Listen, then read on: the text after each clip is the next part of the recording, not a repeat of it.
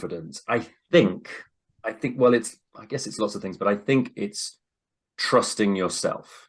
So when I see someone who is being completely authentic and they're being themselves, I love that. I really envy that when someone really doesn't care what other people think. Yeah. And I guess when we communicate with people, we want to see, particularly if it's a presentation situation, which is the kind of thing that I'm helping people with, we want to see, do they trust themselves?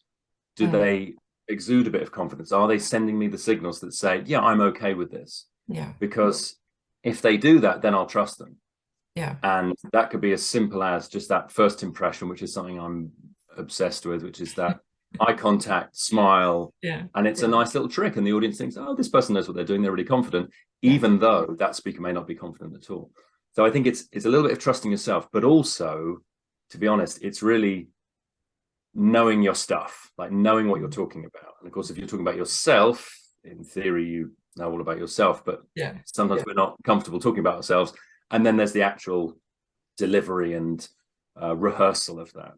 Yeah. And there's another element I've realized as well, which I guess is the first one, which is self-acceptance. And I think that's probably the biggest thing. And that's So probably actually, where we start from. Because if we yes, can't accept ourselves, we can't trust ourselves. yeah, Yeah. that's exactly. So I should have said that first, but that's the thing. It's just being okay with who you are. If someone tries to insult you, and let's say they call you stupid, and you believe at your core that you are actually stupid, then they'll score a direct hit, and you'll get annoyed, and you'll fight it because you don't want to feel that way.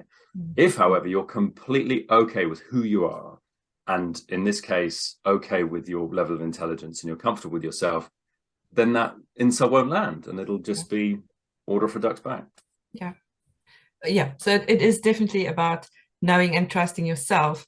But now there's a little bit of a when does it become arrogance? When do we kind of go over Yes. that and go, Yeah, okay, well, hang on a minute, I don't like you because you're arrogant now. exactly. And that's the problem. I've been going around and around in my head with this. I've realized, yes, with you could also define an arrogant person as completely accepting themselves. They have accepted themselves wholly, and it's not good, and it's affecting other people in a horrible way. Yeah. But for the rest of us, I guess, that leads to the question: how do I know if I'm arrogant or not? But I think most of the people I work with are really worried about coming across as arrogant, and Exactly. so Yeah.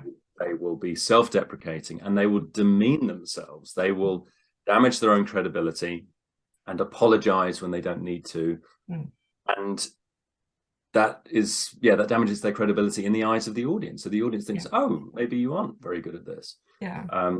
And you could argue that, the arrogant person, maybe they cheese people off, but maybe they achieve lots as well. So it's a tricky thing. Well, exactly. But I think if you're worrying about coming across as arrogant, then you're probably okay. Yeah.